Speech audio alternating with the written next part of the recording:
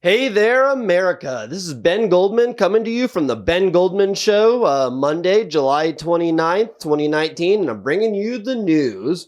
First off, let's start with the horrible tragedy that happened last night at the Gilroy Garlic Festival in Northern California. Last night, a mass shooter broke into the Gilroy Garlic Festival. Allegedly, at least according to the cops initially, he used bolt cutters to get in. They said that there were metal detectors, although a recent report from Fox News, from one of the witnesses there, said not every location had a metal detector, so this is actually kind of still in question. Unfortunately, either way, the mass shooter went around and managed to kill 3 different people, injuring 15. One of the 3 murdered was a 6-year-old boy named Steven Romero. It's absolutely terrible. His family needs our prayers right now, if we could take a moment to do that. The gunman himself was 19-year-old Santino William Logan. Santino William Logan, a horrible, horrible, crazy person. One of the witnesses at the Gilroy Garlic Festival shouted at him, "Why are you doing this?" And all he said was, "I'm really angry," and kept firing into the densest, most populated crowd. No concern for race, religion, color, political affiliation, sexual orientation, anything like that. This was a crazy person with a gun running around shooting people for fun. It was absolutely horrible. Logan was shot dead by police officers within minutes of the shooting. Unfortunately, that still wasn't enough time to stop the death of those 3 people and the injury of 15 other people. It's horrible. Currently, police are out looking for a potential accomplice of Logan. I'm not sure that there was an actual second shooter. They're not even 100% sure that there was an accomplice, but there are rumors that there was one. Police are searching for them just to make sure nothing else terrible happens. This is horrible. I personally actually am a big fan of the Gilroy Garlic Festival. I used to live up in Northern California. Gilroy Garlic Festival is a lot of fun. Gilroy is a lot of fun as a town. They have a lot of festivals up there, and hearing about this absolutely breaks my heart. Hundreds of thousands of people go to that festival every year. This shouldn't happen. This should not have happened. Logan's a terrible person. God bless these families and everything they've been through. They need all the help they can get from anyone that can get them, because coming off of something like that, it's not easy. It's a very serious thing.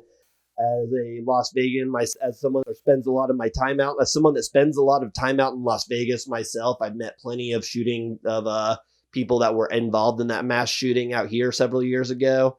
And this is not something that can easily be recovered from. So if any of you out there watching this happen to know anybody who was even present at that Gilroy Garlic Festival shooting, please reach out to them. Please do whatever you can to help them. Pray for them, bring them food, bring them water, help encourage them. These people need it.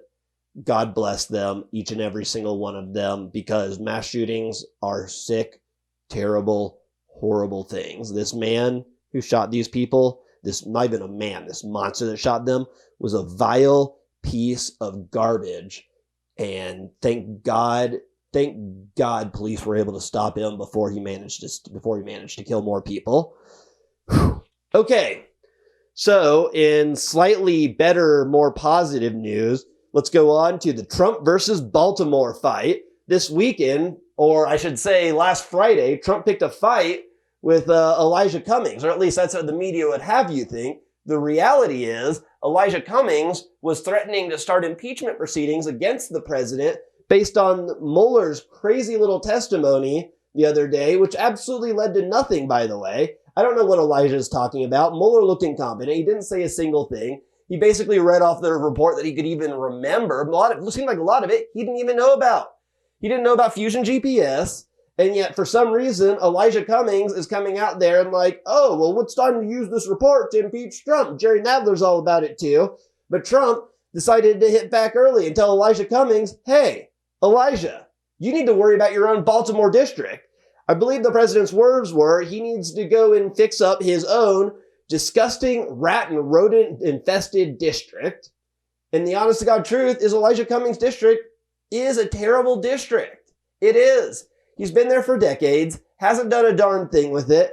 Trump called it like he saw it, and then the Democrats and their media friends all came out and tried to label him as a racist over it. as a racist over it, Trump asked, hey, Elijah, what happened to all the money the federal government's given to your district over the years? Shouldn't that have gone to helping it? Apparently that makes you a racist to ask those kinds of questions. Apparently, wondering what happened to all your money, all the disappearing money, makes you a racist. But that's how Democrats treat people. That's what they do. Trump also asked, why isn't Bernie Sanders considered a racist? Because just recently, Bernie Sanders went to Baltimore and he said it's worse than a third world country.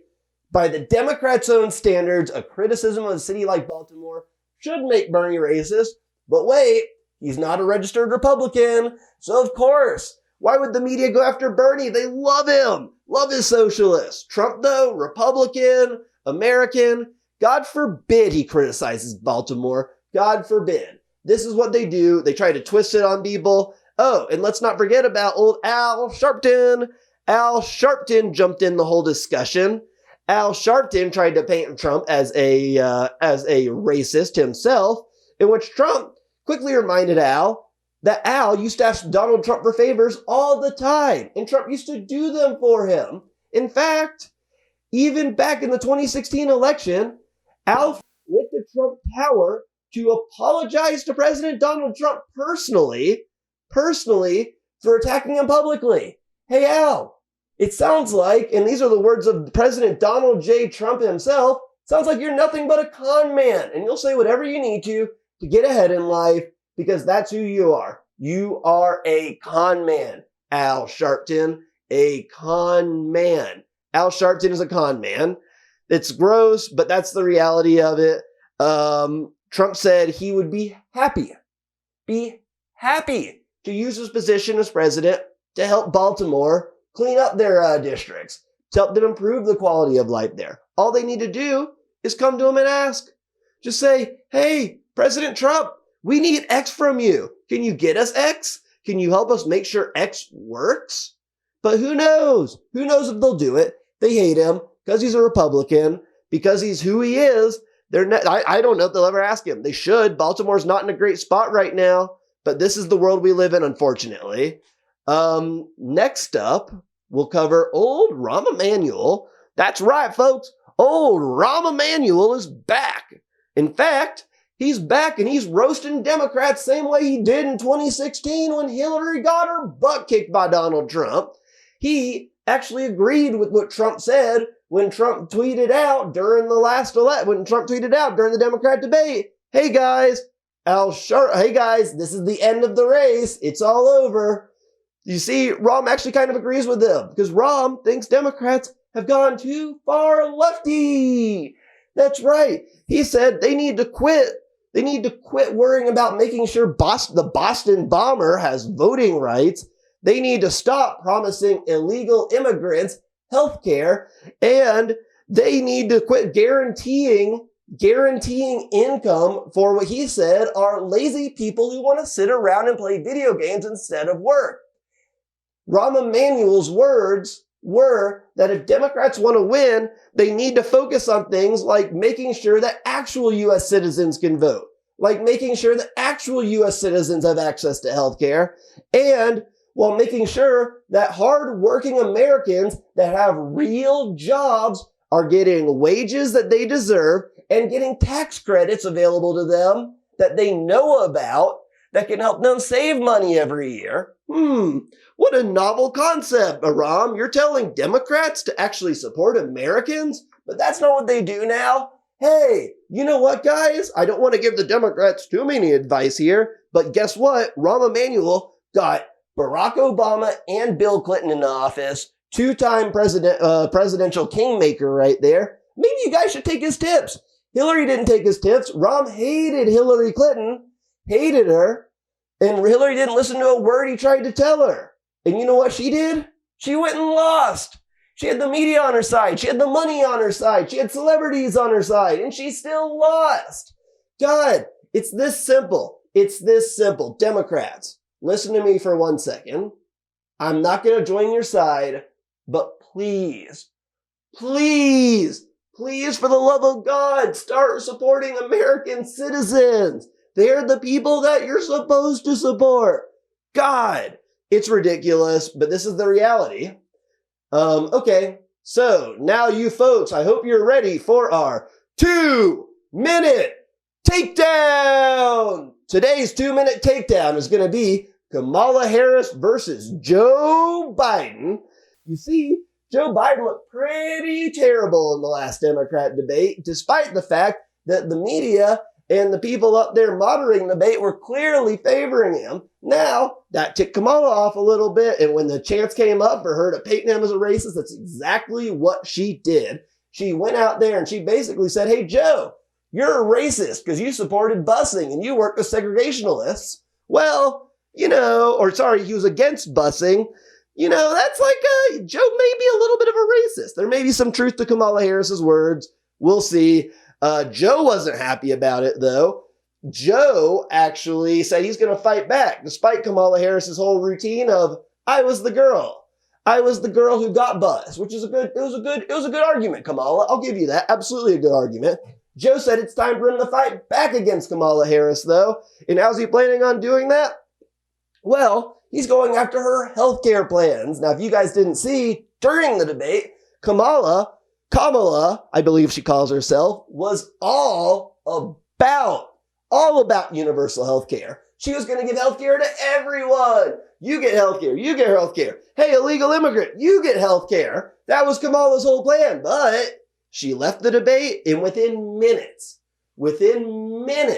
she changed it. She's like, well, maybe people can have some private insurance here and there. Who knows? Why not?